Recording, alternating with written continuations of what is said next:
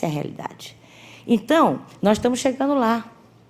Mas nós vamos chegar lá melhor quando eu puder dizer, eu não, né? O coletivo de vocês, no qual eu me incluo, nós podemos dizer assim, olha, o Vira a Vida, em um ano, que eu acho que as meninas vão apresentar aqui, já deram resultados concretos.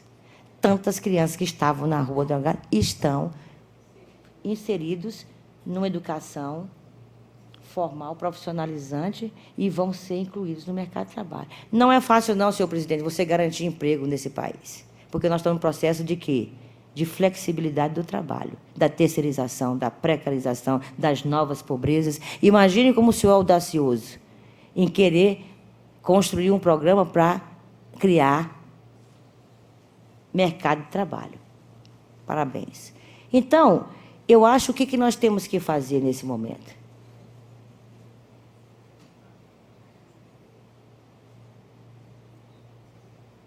O que nós temos que fazer nesse momento?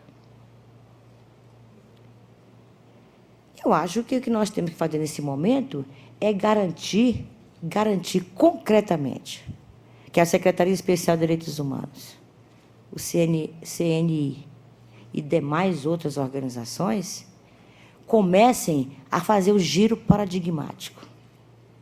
Chega de comissão intersetorial de enfrentamento à violência sexual. Por que não uma comissão de todos os planos? Gente, a gente fica falando só entre nós, aquele nhenhenhen. Por que a gente não faz uma comissão mais ampla? Puxa uma comissão aí, presidente.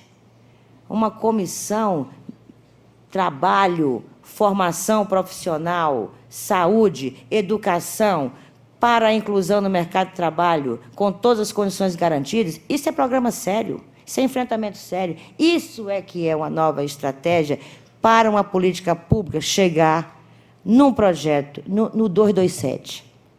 O que é o 227 mesmo, Leila? É o artigo da Constituição que fala, né? É dever do Estado, da família, da sociedade, garantir e promover. Então, gente, não dá para a gente garantir e promover isso fatiando nossas ações políticas, construindo vários planos, instrumentos que são muito importantes, são valorosos, mas são articulados, são desarticulados entre si. Então, a desarticulação começa de cima para baixo. Então, eu acho que os municípios têm que estar com a rede de combate e enfrentamento à violência sexual, com a rede de trabalho infantil, com a saúde, redução de mortalidade, com isso. Fazer esses fóruns ampliados e com o mercado e os sindicatos envolvidos nisso aí, porque nós vamos empregar os adolescentes com fórum. Então, acho, gente, que nós estamos acertando. Nós temos tudo para acertar. Mas eu acho que o nosso método precisa ser realmente reavaliado. E nossos conceitos. Primeira coisa, nós não temos que dizer que criança e adolescente está com seus direitos garantidos. Primeira coisa, nós temos que reconhecer ele como sujeito de direitos. Mas não podemos reconhecer que o direito dele está garantido. É uma construção histórica e que depende de relações concretas. E programa dessa natureza começa a fazer o giro. Por isso eu gostei, né? Eu Vira Vida. De qualquer maneira, está fazendo um giro. E aí precisa, realmente, de muita profundidade, muito respeito. E o conhecimento é importantíssimo.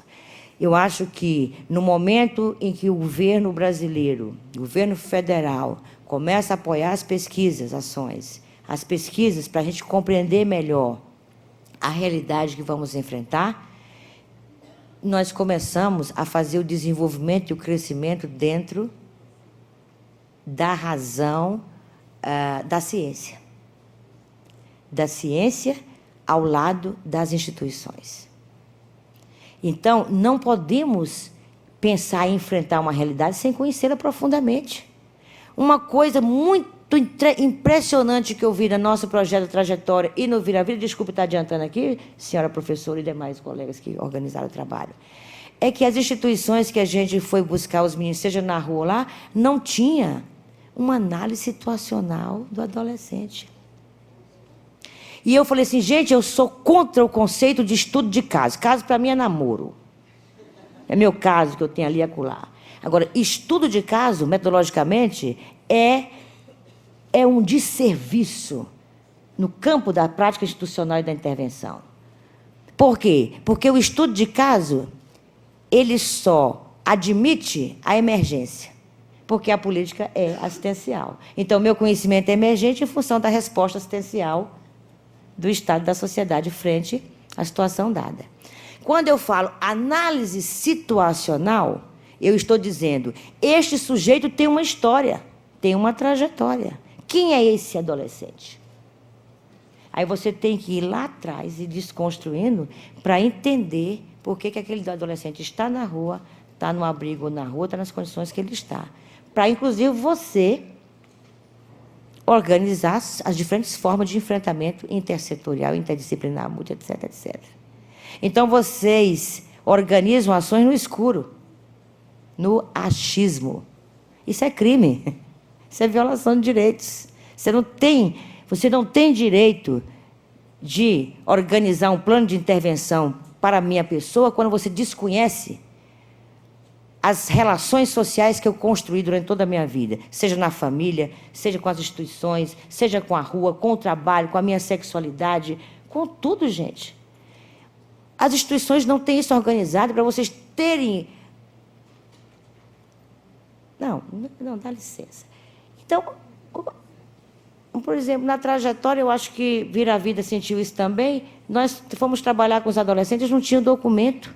As instituições, 5, 6 anos, com aqueles adolescentes sem um documento.